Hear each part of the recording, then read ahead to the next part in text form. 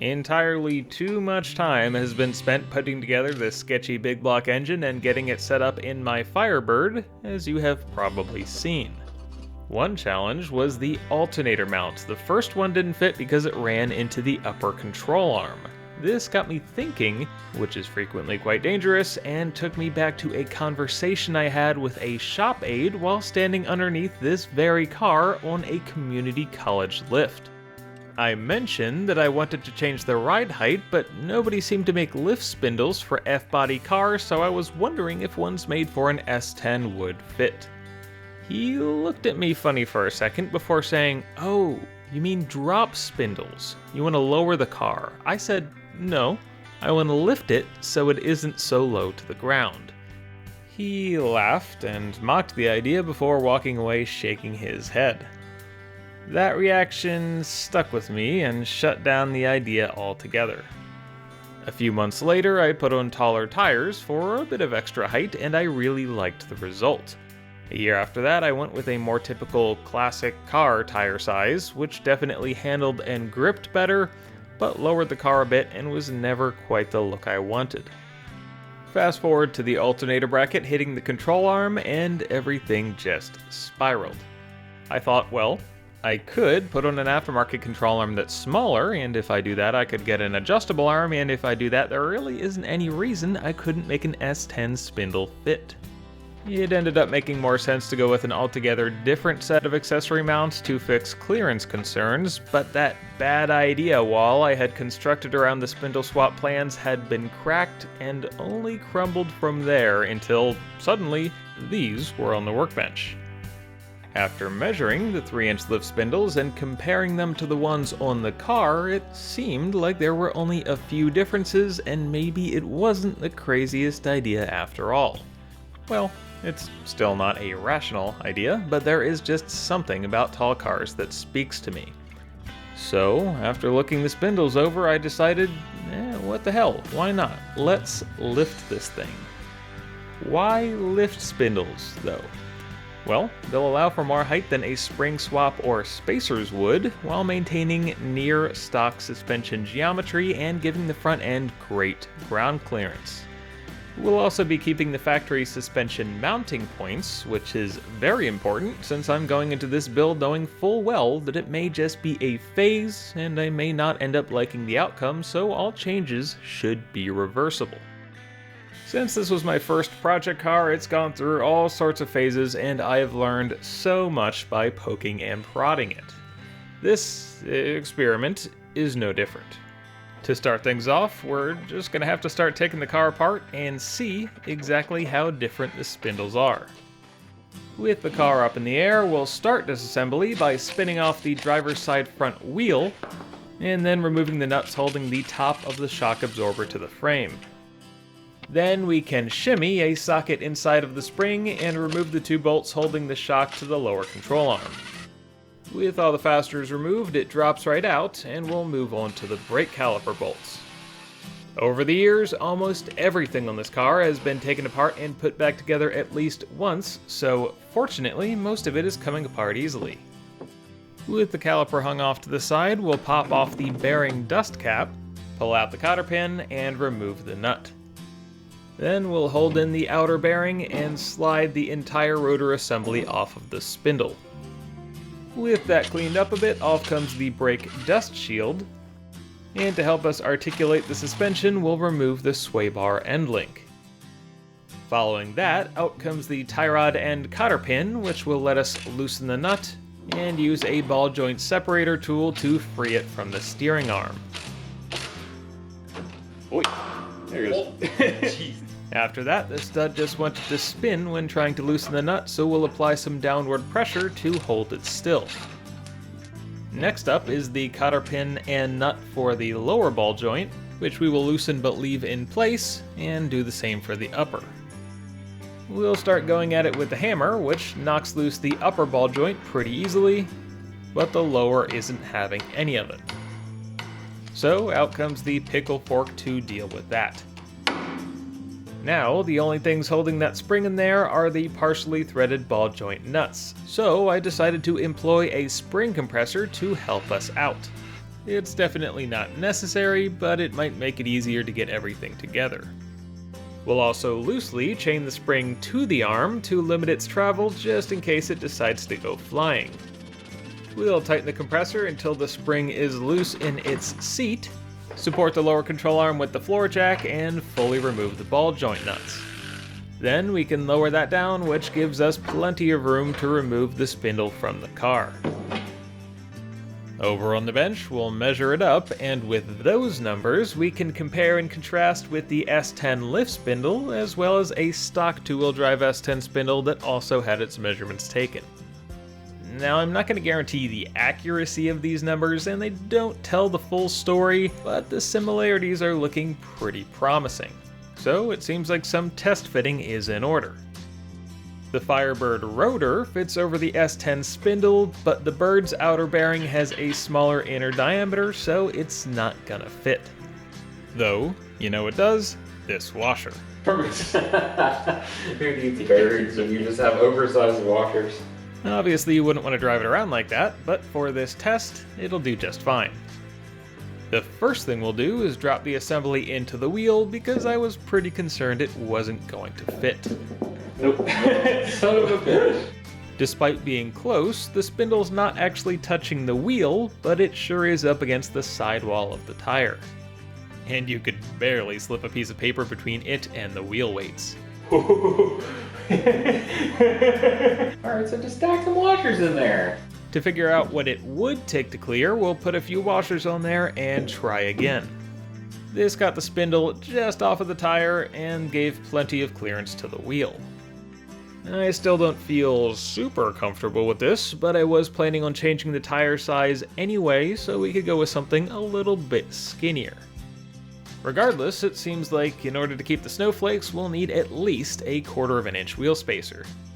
But, of course, that's not likely to be the only problem we're going to run into, so let's go ahead and see how the spindle fits on the car. It drops right onto the lower ball joint and isn't completely hitting everything, so we'll see what happens when we get the upper in place as well. To hold it all together, we'll reinstall the ball joint nuts hand tight, and reinstall the Firebird rotor with that outer washer in order to let us drop on the wheel. It's fine. Until we get the camber correct. Clearly, there are some alignment concerns here, but with the car still in the air, it's a little bit hard to judge that. That's pretty far. Yeah, that's a lot. It might be more than it's supposed to have. We'll go ahead and release the spring compressor, loosely install the tie rod so it doesn't go full ka-chow, check the steering travel with the linkage in place, which still seems fine, and slide out the jack stand so that we can set this patchwork monster on the ground. Oh yeah. Oh, she's pretty bad. She a little bit. She's pretty bad. A little crooked. Got a little bit of camber. It's okay. This was the point where it finally became completely clear that this was not going to be a drop-in setup. As it sits, it appears to have 5.5 degrees of negative camber. On top of the alignment angles, both upper control arms are fully up against their bump stops, and on the driver's side it's because the S10's spindle height is shorter than that of the Firebird. Clearly, there are some issues that need to be resolved.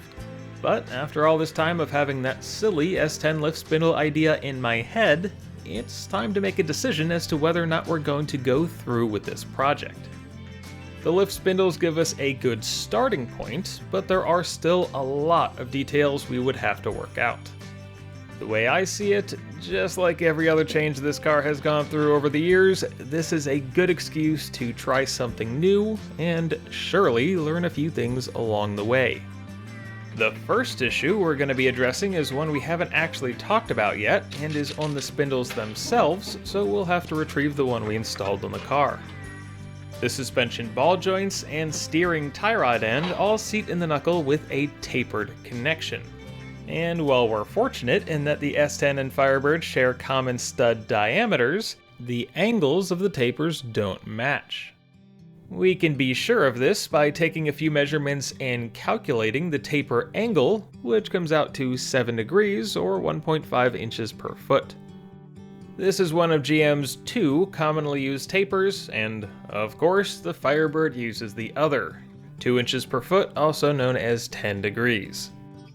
Clearly, as we saw from our test fit, these two are close enough that the parts can be attached, but that doesn't mean they'll be held together securely. Here's a 10-degree tapered stud being fit to our 7-degree spindle. It's not a huge difference, and it might be hard to see, although you can definitely feel and hear it. But that 3-degree difference is enough that these parts cannot lock together the way they're supposed to. So we either need to change out all 3 tapered studs, or alter the spindle itself. That second option seemed like a better short and long-term solution, so I picked up this tapered reamer. This should do the job of converting our 7-degree spindles to 10. After they get a bath. They have a few bare steel machined surfaces I would like to paint, but they came coated in a rust preventative oil, so we'll have to get all of that off of there if we want anything to stick. After drying the spindles off with compressed air, we'll tape off the parts we don't want to paint and give those a quick spray. We're doing this before using the reamer because the paint will act as a guide coat and show us exactly how far we need to cut without going too far. The idea is that by the time all the paint is gone and we have a nice even surface finish, we should be left with a tapered hole that matches the reamer. I don't actually have a tap handle large enough to use with this reamer, so we're just turning it with a ratchet and applying plenty of downward force. And once we have a nice even surface finish, we can do another test fit with our 10-degree ball joint. Yep, that is now a perfect fit. It definitely seems like this is going to work, so we'll do the same for all of the connection points on both spindles. I was a bit nervous going into this step as it was something I had never tried before, but it turned out to be pretty darn easy, at least once you have the pricey tool to do it. So now we have nice sturdy points of attachment between the spindles and the car, but it does nothing to correct the alignment issue we were seeing before. We'll be making a few changes to try and account for that, but I'm just not confident we'll have enough adjustment from the Firebird upper control arms, so we're gonna try something else. Specifically, these fully adjustable models from SPC. The leading and trailing sides of the control arm can be adjusted in length independently, which gives a lot of control over the wheel position and should make the front end significantly easier to align than the traditional shim setup. My concern with these arms right now, though, is that they might still not be long enough.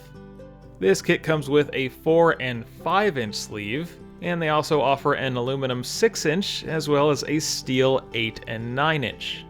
I liked the idea of everything being steel and was pretty sure we would need the arms to be longer, so I went out and got 4 of the 8 inch sleeves.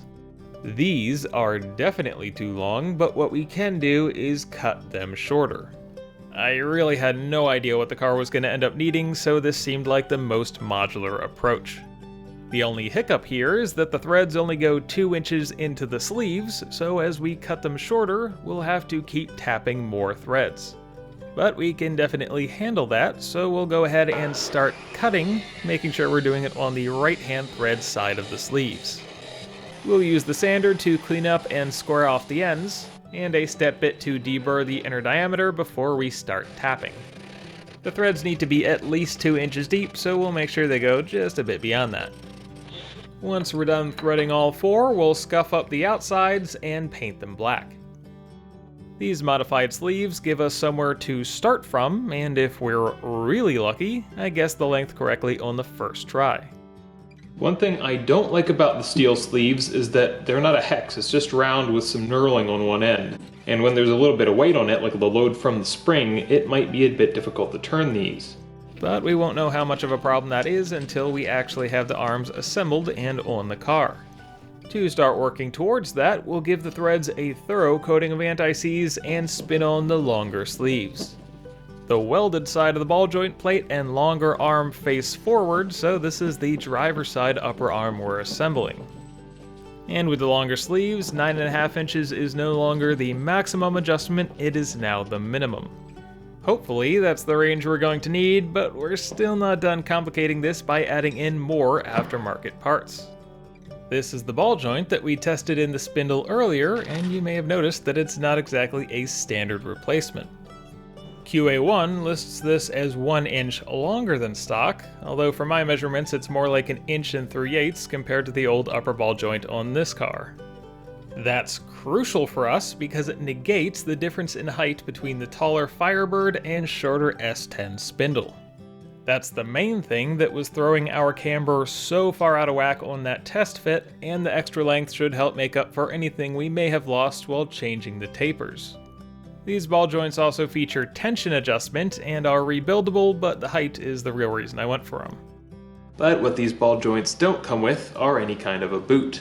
I ordered several different sets trying to find what was the best fit, and I think it's these. This boot fits on the base well, but fits the stud a little bit loose. Hopefully that'll be okay. Polyurethane is pretty tough stuff and will keep it under pressure. To do that, we'll be using this 3/4 inch heater hose. When these tall ball joints are installed into the steering knuckle, some of the shank will be exposed. So I'm going to cut a section 1.25 inches long that will slide over the stud, keeping pressure on this boot and hopefully keeping the grease in. That's pretty good. It's a lot of force on it. Since this control arm has a flat plate, we might need a little bit more height so the ball joint's not at a little bit of an extreme angle. So we have this kit of 1/4 inch spacers that we'll place between the ball joint and the control arm. Once again, completely guessing at what these angles are going to be, we'll start with a single 1/4 inch spacer sandwiched in there and secure everything with 4 1/4 inch bolts torqued to 9 foot-pounds. And now that it's held in place, we're going to adjust the tension of the ball joint using this QA1 tool set. This hex bar sets the adjustment while this outer socket loosens the locking collar. Out of the box, these things are pretty loose, which means they will probably wear in and have to be adjusted more frequently, so I figure we'll look for something more like a factory ball joint feel. To adjust it, we'll hold the center part of the tool in place and loosen the locking collar, and then set the preload on the ball stud by tightening or loosening that hex bar. I don't actually have a specific metric for what I'm looking for, just more resistance than it had.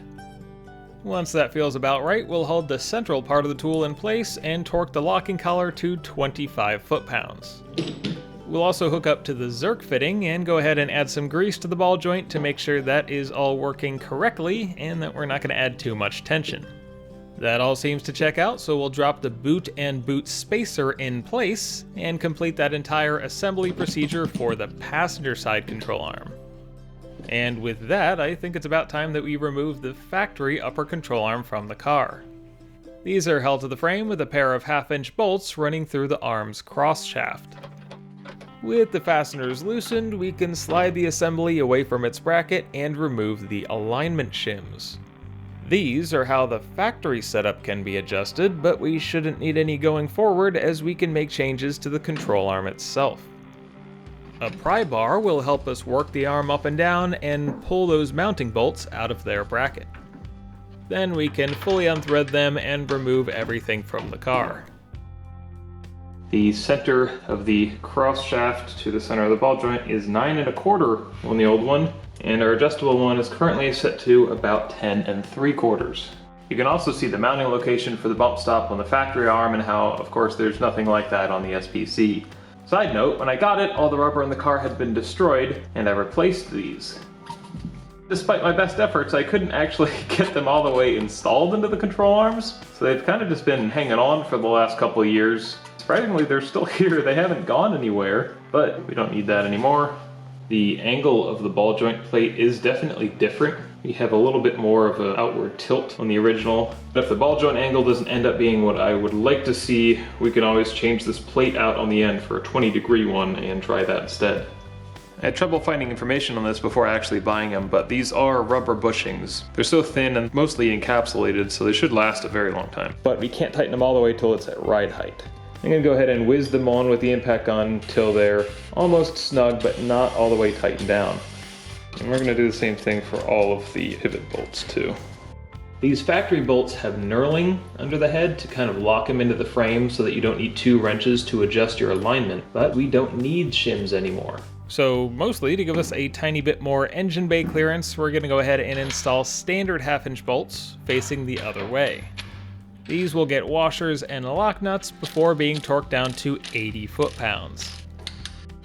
So that's the upper control arm taken care of, but before everything goes together, we're going to mess with the ball joint on the lower control arm. It's original to the car, and amazingly, that factory boot is still intact. Or at least it was, until I started messing with it and it fell apart. Other than that, which I planned on replacing anyway, it sure seems like this ball joint is perfectly fine, so there's no sense in replacing it. All we're gonna do is run some new grease in to extract the old stuff. We'll keep pumping in grease and working it through the joint until it seems like we've got more clean than crusty, and then we'll drop on a shiny new boot. And with that in place, it's finally time for another spindle install to see how well it fits with all of the changes we've made. For convenience, we'll line up the cotter pin hole front to back. A little bit on the high side. It's not quite in the castellations of the nut, so we're gonna remove that. It's a 1/2-inch washer. It's an easy fix. And with that looking perfect, we'll do the same for the upper. Then we'll torque the lower ball joint to 80 foot-pounds and the upper to 50. And just a touch farther to get the cotter pins in place. Then we'll get the spring compressor out of there to make room for the shock absorber. This is a load leveling type meant to give a little bit of extra height to a sagging spring, and I don't think they're at all necessary. We're just going to keep using them because we have them. Once in place, we'll tighten the two lower bolts to 18 foot-pounds and the nut at the top to 8. And we'll throw back on the second nut to lock it in place just like before. We'll get the control arm all the way off the floor jack and take a look around. Nothing even close to touching up there. Looks right now like we've got positive camber, but we'll have to see. Next up for reinstallation is the outer tie rod end, which we'll clean up and flush out with new grease, but the replacement poly boot doesn't fit all that well, so we'll stick with the old one. Then we can get the stud in place, snugged down, and torqued to 35 foot-pounds. And with that pinned in place, I kinda wanted to see the suspension articulate, so we'll lift up that control arm until the car starts coming off the jack stand. It's looking like that upper ball joint boot setup should work nicely, and to estimate its right height position, we'll lower the floor jack until both lower control arms are at approximately the same angle. Then, to get really scientific, we'll open up our Bubble level app. I just zeroed it out sitting at the top of the spindle, and then if we set it on the top of the ball joint, we're looking at 15 degrees, and if we fully let the control arm down, 20. To give us a much more neutral ball joint angle, we're going to go ahead and order the 20-degree plates that will reposition them, but while we're waiting, there are still plenty of things to do. Before we can get a wheel on here, we're going to need a rotor, and underneath the rotor, we're going to want a dust shield. Unfortunately, the Firebird ones aren't going to fit, so it's off to the parts yard to take a pair off of an S10. I wasn't able to find any from a first gen that hadn't rusted all to hell, so these second gen shields will have to do, although it means drilling out the rivets holding on the wheel speed sensor wire, which we'll have to do for both shields. Now that those are gone, how does the fit look? Well, the edge of the shield is definitely hitting the caliper bracket, so we'll have to do some trimming. After taking off the corner with tin snips, we can try again, but this tab is also hitting the spindle, so we'll have to lose that as well. And we'll take a little bit more off the corner while we're at it. And there we go, it looks like everything is lining up, and this should work. We are going to need bolts to hold it in place though, and since the junkyard truck had the speed sensors, some of the bolts are a bit longer and we'll need trimming before we can use them. Then we'll go ahead and drive those in so that we can see if this will actually work. It's not entirely centered on there. These things are supposed to fit all the way up to 2005, where they definitely have ABS, so you'd think they would be made for this, but it doesn't seem like they are. There's also no bolt hole for the speed sensor. But for our purposes, it seems like these are going to work, so we'll go ahead and modify the other one in the same way. Sand off any sharp edges, give them a soap and water scrub, and even though they're far from perfect, a coat of paint. We'll also use some gasket material to cut out new seals that fit between the dust shield and the spindle, and with that in place, we can install the dust shield for good. Those bolts will just tighten by feel and get them nice and snug. The driver's side is really starting to come together, but the passenger side is still totally stock. So we should probably make them match. Since we've already done most of the problem solving, this side is a straight part swap and goes by fast with no surprises. Now that that's caught up, we should probably figure out a way to install brake rotors, this time with actual bearings, which unfortunately for my wallet means more new parts. The bearings aren't the only reason though. We pretty much have to change out the entire front braking system because the Firebird calipers don't fit on the S10 Spindles, and the smaller calipers don't fit the 11-inch Firebird rotors. So yes, it's not ideal, especially after we just added weight with the big block swap, but we are actually downsizing the front brakes a little bit. These new rotors are 10.5 inches in diameter and spec'd for a 78 El Camino, which I chose because they still used standard thread pitch lug studs. They also had the longest lug studs I could find listed, although turns out they're still not long enough. We're gonna have to run spacers, so a longer stud with better thread engagement would make me feel a lot better about the wheels not falling off. We'll go ahead and knock one of these studs out of the rotor so that we can measure it and figure out exactly what we're gonna need. The overall length of the stud is just over 1.5 inches, and the diameter at the knurling is about 0.55 inches. I searched around for a stud that was just a little bit longer with a knurling diameter that's the same or bigger, and the best I could find were these long ARP studs. They're still 7/16, and they're definitely long enough, although we'll have to cut these down to length since we're using closed cap lug nuts. But the knurling area is a bit thicker. The diameter is bigger, and we can't just push these in. Which is where this 14.5mm drill bit comes in. To use these rotors, we'll have to punch out all of the original lug studs that came with them, drill them out with this guy, and then push in the ARP studs. The first thing we'll do is tape off the inner bearing bores to try to minimize the amount of debris that ends up inside of there. Then we'll get set up on the drill press and size up the first lug stud hole. This went quick and easy because it didn't require a whole lot of material to be removed, and once it's done we'll deburr both sides. The knurled area on the lug stud comes in at about 0.2 inches over the diameter of the drilled hole, which should provide a nice snug fit, which we will go ahead and test by dropping in a stud, giving it a tap to hold it in place, setting up a stack of spacers, and using an open-ended lug nut installed backwards to pull the stud into the rotor. Seems good, that's a good amount of force. We'll stop before it's fully installed and knock it back out to make sure the knurling is getting a good enough grip. The ARP stud cut pretty deep grooves into the rotor that are actually more pronounced than those left by the factory installed lug studs, so I'm sure they'll hold just fine.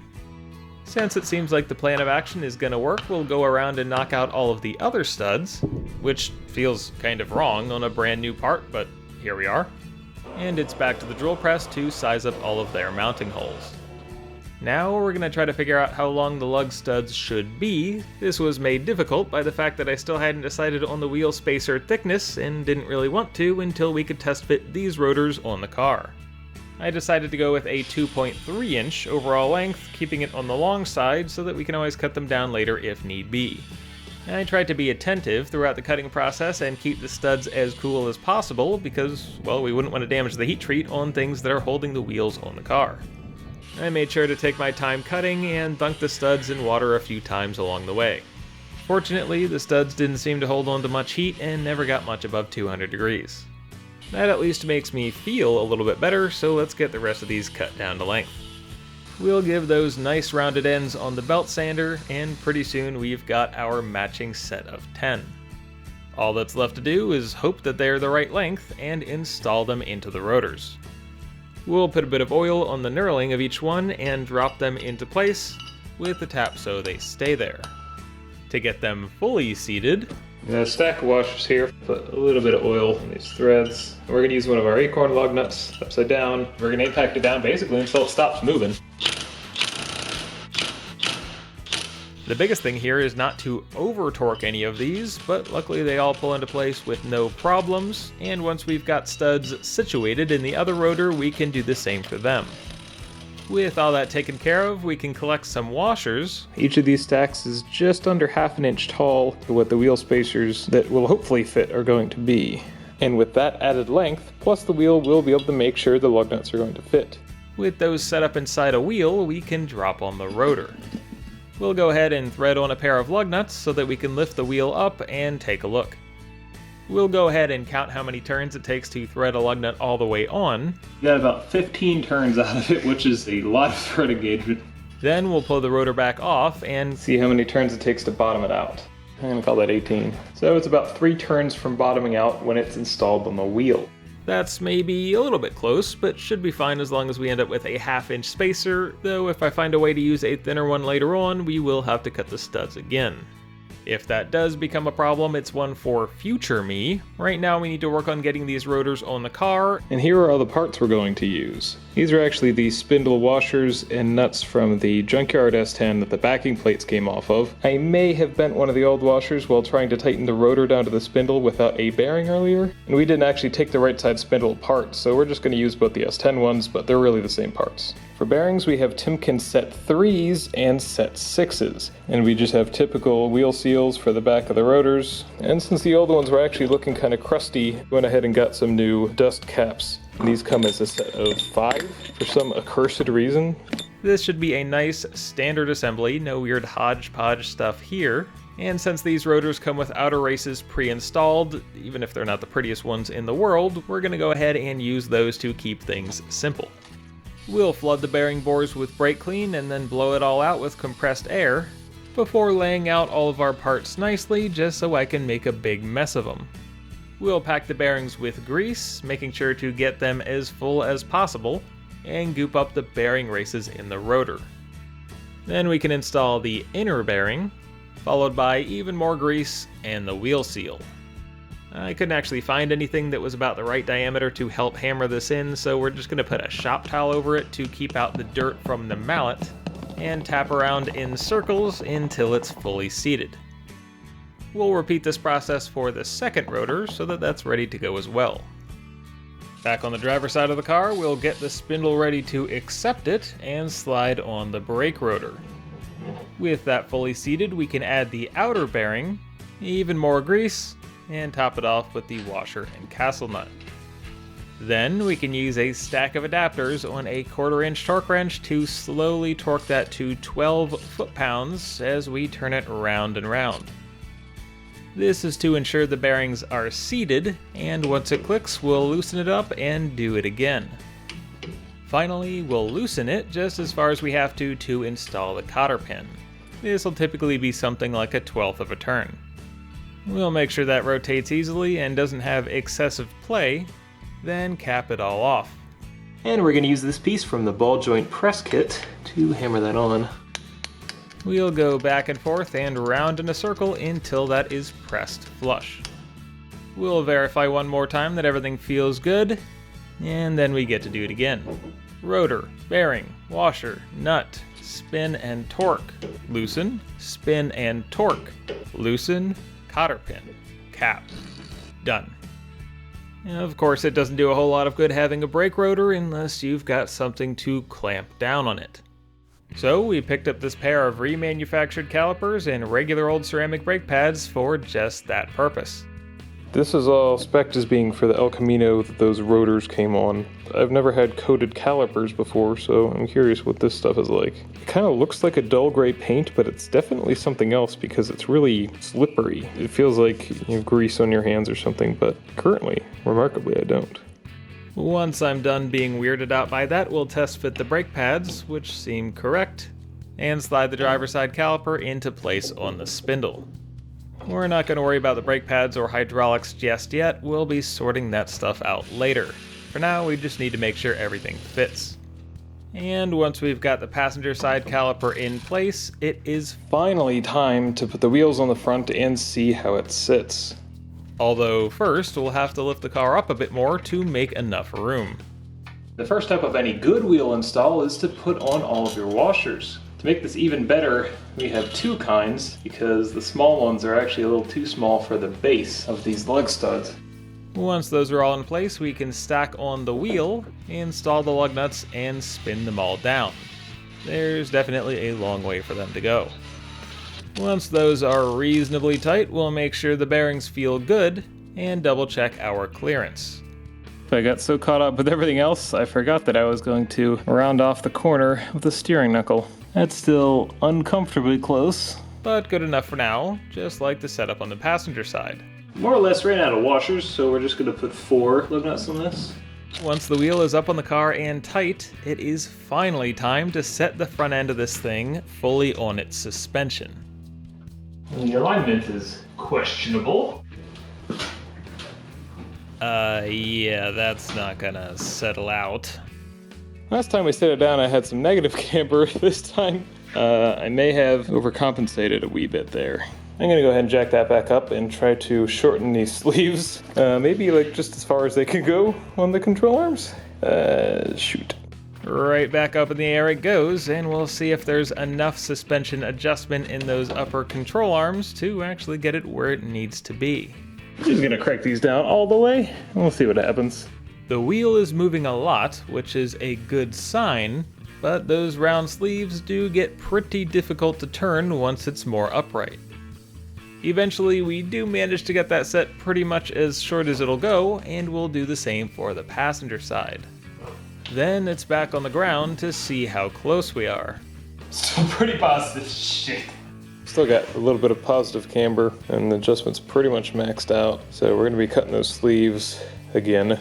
We'll put those 20-degree plates on there, and when that's apart, we can do the sleeves at the same time. And while the wheel's off, kind of contour that top edge of the spindle so it doesn't rub so bad.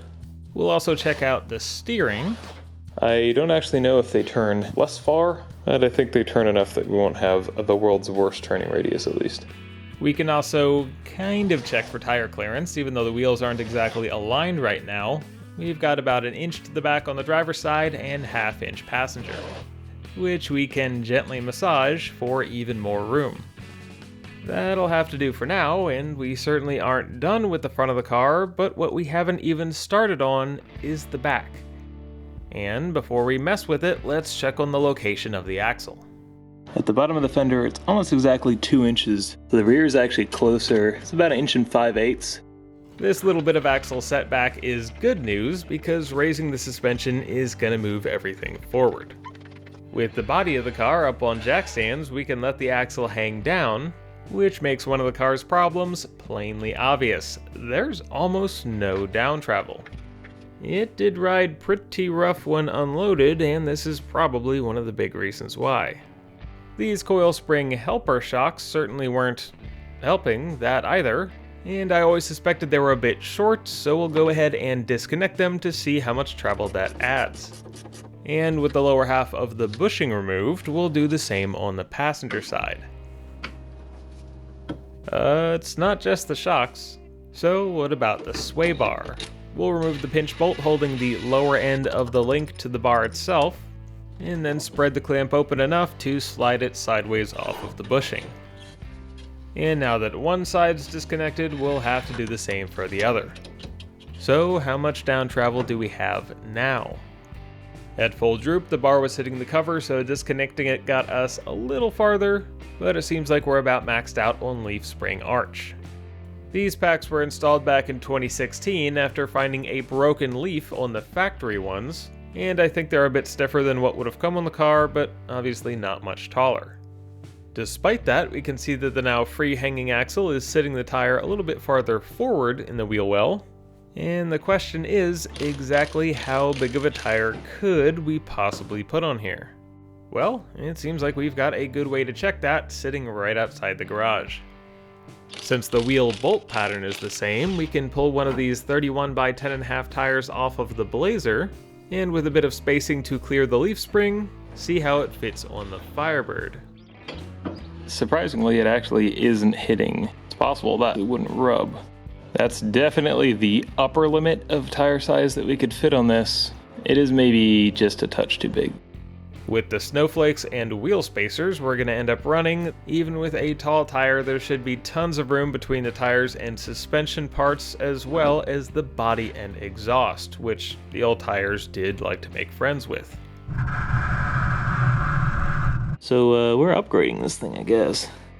We'll go ahead and zip off the passenger side wheel so that we can get to the shock absorber and remove it, evicting some local tenants in the process. With the freeloaders gone, we'll remove the upper 2 bolts on the driver's side shock and take it out as well. It definitely feels good to jump right in and start taking things apart, but what's the actual plan here? We need to figure out how we're going to get extra height out of the rear of the car.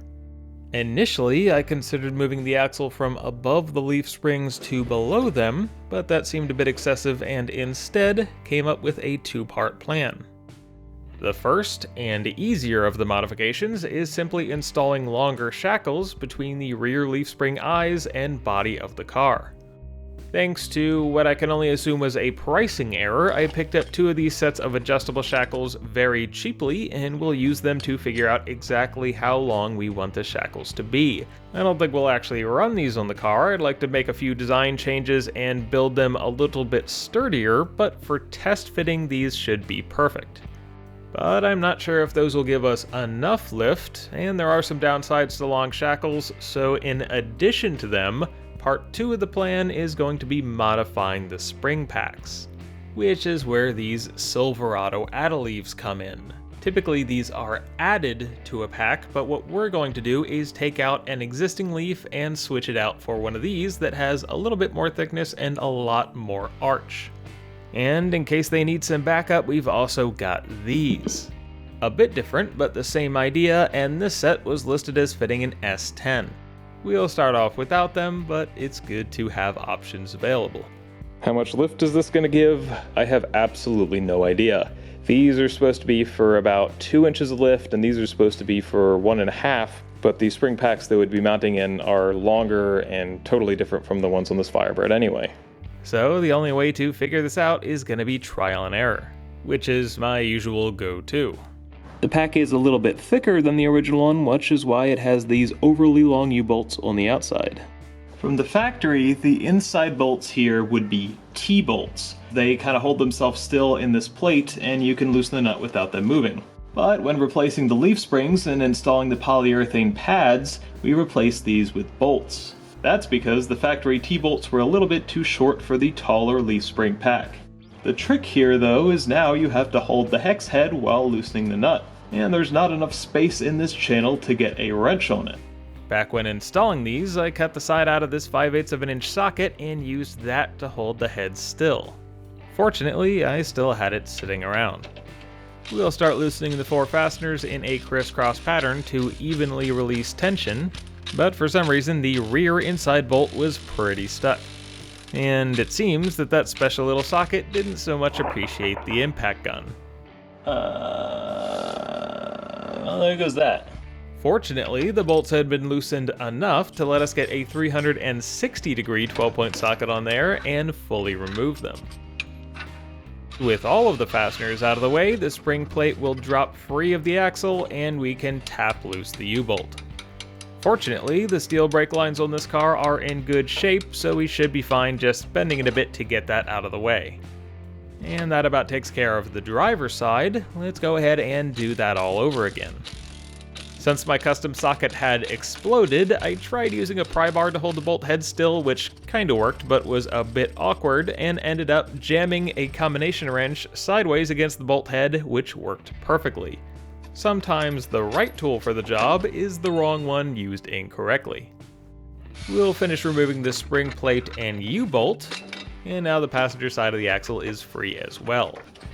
It's about time to start disassembling the spring packs, and the first thing we'll do is remove 4 of the 6 spring clamps.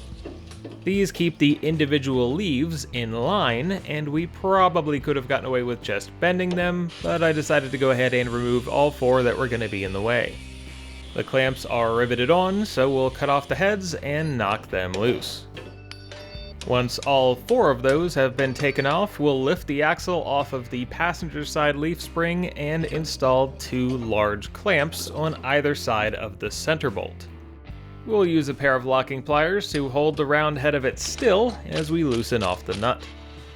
Fortunately, that came out with no drama at all, so we can get right to undoing the clamps a little bit at a time to let the leaves relax and spread apart. Once all the tension has been released, the leaves will drop right off the pack. Here are the leaves we took off compared with those truck add leaves. There's a huge difference in arch between that new spring and the one it's going to be replacing. In addition, it's 0.33 inches thick instead of 0.27 inches like the leaves that were on the car. And even though the arch isn't that different, these short springs come in at 0.4 inches thick. I'm worried that might be a little bit excessive, so to start we're just going to be replacing that long leaf. We'll remove what's left of the clamp rivets by drilling them until the last little bit pops out. We'll also go ahead and trim down these plastic spring pad mounts so that they won't run into the new longer leaf we're adding. Then we have a little dilemma to solve with our new center pins. That old one is 8mm in diameter, while the new ones that came with those truck add leaves are 3/8 of an inch. It's generally not a good idea to reuse these, and I don't think we could anyway since we're probably gonna need a longer pin. So, in order to get the 3/8 to fit, we'll use a step drill bit to size up the center holes in all of the leaves. Given the hardness of spring steel, I was ready for this to be a total nightmare, but it actually went just fine. And now that it should actually fit, we'll anti-seize that new spring pin and get it into place. Once we've got it through the two leaves that are still on the car, we'll get the new leaf set up in position and start clamping that down. Pretty soon we're able to get the center pin's nut into place, but we're still going to use the clamps to flatten out the pack enough to tighten it down. Once that's nice and snug, we can remove the clamps and take a look at the assembled pack. The leaf spring right at the rear of the axle on the other side is 19¼ inches from the ground, and over here it's about 17¾ which means we added somewhere around 1.5 inches to this arch. So I'm currently debating whether I want to try swapping in this thick leaf, really just giving up all semblance of ride quality for this. In order to see what effect that thicker spring would have, we'll use 2 clamps to hold the long leaf in place, and use 2 more to decompress the short leaves. And with that swapped in place of one of the original leaves, we'll clamp everything back down and make sure the center pin is snug.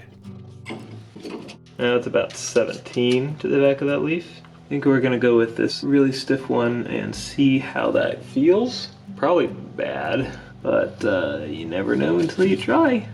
Against better judgment, we're going to give this pack a go, so we'll clamp back down to make sure we have proper tension on the center pin as we torque it to 30 foot-pounds. Then we'll cut off the excess thread and lower the axle back onto the spring, which seemed just fine until... Just notice this. The shackle is maxed out all the way forward. Now there's not a huge amount of pressure on that, but what happens if we load up the spring? Are we actually even able to compress it with both of those add leaves in there? It's not just lifting it off of this guy, it's lifting it off that front jack stand. So it's lifting the entire side of this car. Obviously, that customized pack can support a lot of weight, but it's going to be hard to say whether or not it's too firm without both sets of leaf springs set up in the same way. But something we can do right now is throw one of the Blazer tires back on there. This makes it really obvious how much that axle has moved forward thanks to that additional spring arch, but since this is full droop and we'll have a smaller tire, hopefully we'll be okay. As far as front to rear, the comparison is starting to look better, so we're going to go ahead and modify the driver's side spring pack using the same process we just went through. Which leaves us with a pair of matching custom lift springs. You're looking at 17¼ and on this side it's 17 flat. They seem pretty even side to side, so I don't think that's going to be a problem, but... Looking underneath here, I just caught another thing that's going to need some attention, and that's the fact that the drive shaft is currently resting on the parking brake cable. We're not going to mess with this just yet because we're not done positioning the axle, but we'll definitely have to sort this out later. What's not going to wait, however, is the brake hose. It's looking like the length will be okay, but I'd like to make some adjustments to it so that the angles aren't so extreme. We'll loosen the brake hard lines, as well as the bolt holding the hose to the axle bracket, and once that's been removed, we'll disconnect the lines completely. Then I'll figure out a decent position for the hose and bolt it back down. For now, we're going to keep the lines disconnected, and to keep the open system from fully draining, we'll put a bit of pressure on the brake pedal. With the leaking stopped, let's figure out how to reattach the axle to the leaf springs. These are those old U-bolts. They're pretty crusty, and our replacements for the T-bolts that would have been on the inside. We're going to just totally ditch these, while also upgrading from 7/16 U-bolts to 1/2 inch. I don't really know why they sell them individually, but sure. 1/2 inch by 20, 3 inch across, 8 3/8 inch long.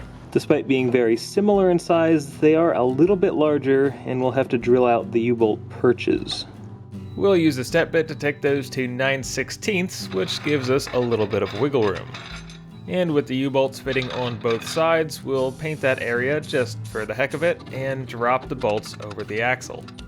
They're a bit of a snug fit, but go on without too much effort. Then we'll go ahead and drill out the spring plates to 9/16 of an inch, but before putting those back on, we're going to try to install our long adjustable shackles. The first thing we'll do is loosen the front leaf spring eye bolts just a little bit to make sure we have a full range of motion. Then, starting on the driver's side, we'll lift the leaf spring up a bit. Nice and sketchy, just the way I like it. And loosen the nuts holding in that factory shackle. Once they've been removed, we can pry it away from the bushing until we can fully remove the outer bolt, which will let us lower the spring and slide out the rest. Let's compare the parts we just took off the car to these adjustable shackles and talk about exactly why I don't want to use them for anything more than a test fit. They're not as wide as the original shackles, so they don't even cover the bushings all the way.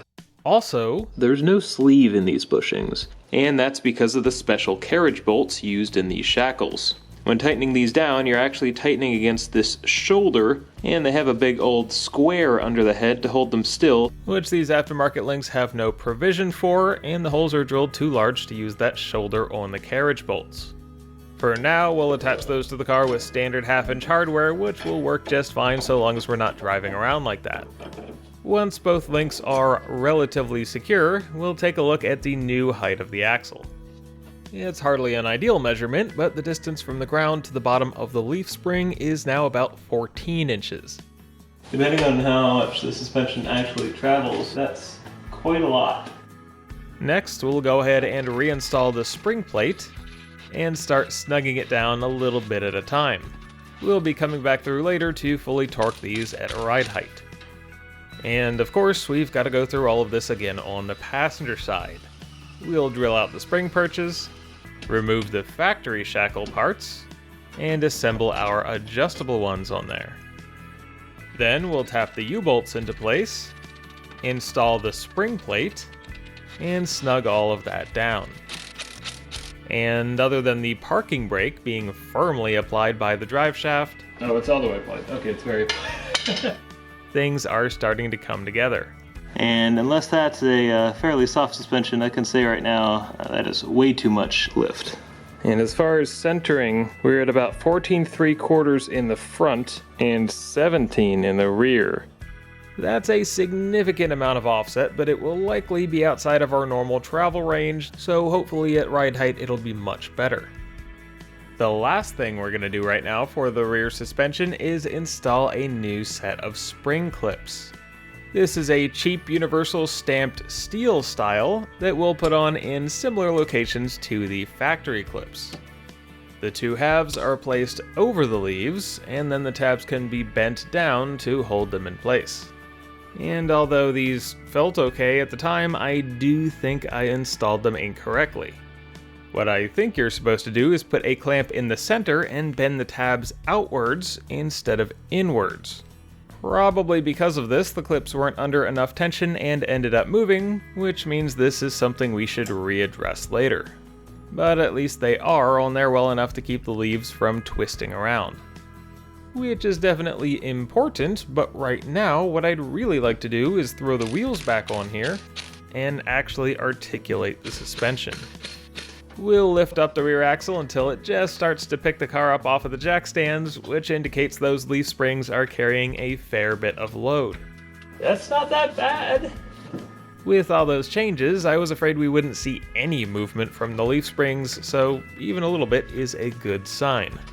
But what I really want to see is this thing sitting on the concrete.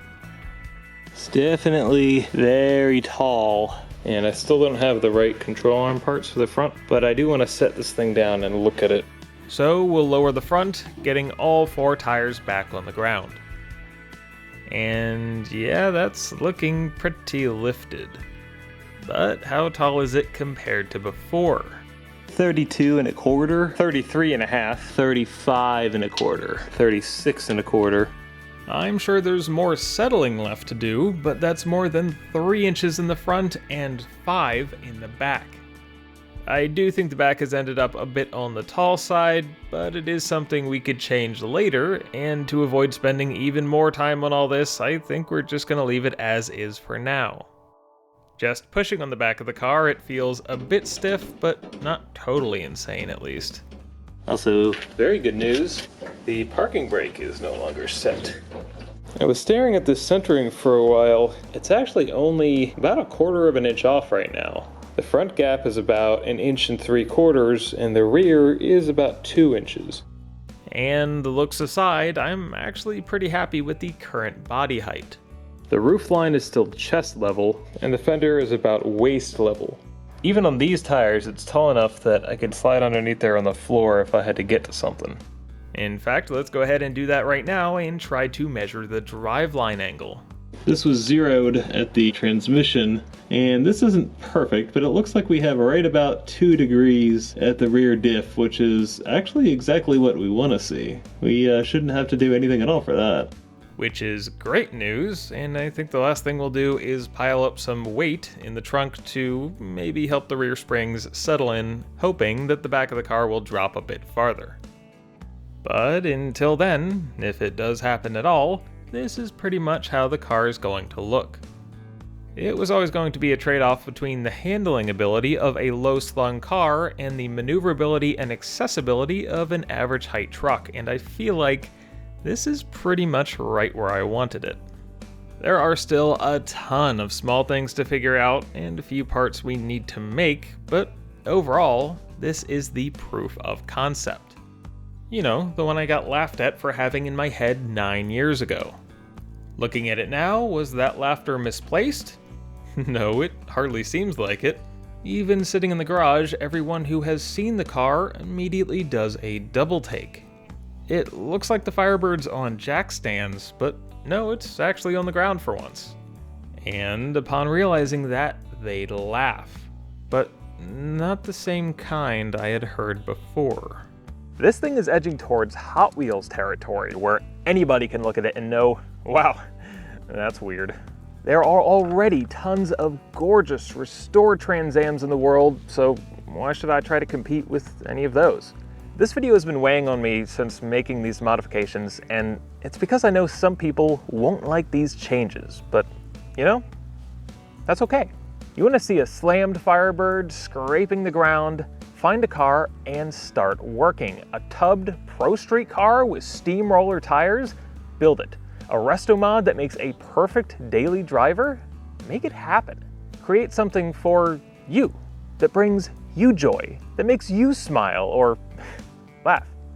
Because this one's for me, and that's okay.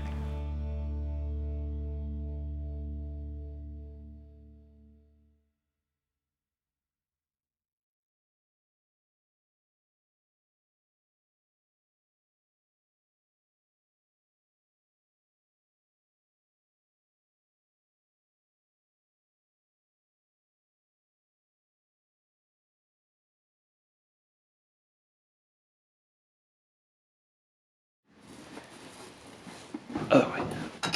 It's good to know I'm not the only one that still does it. Can you hold this? You want to stand near this, right? Ah! At least it'll just take my arm off if it doesn't No. either.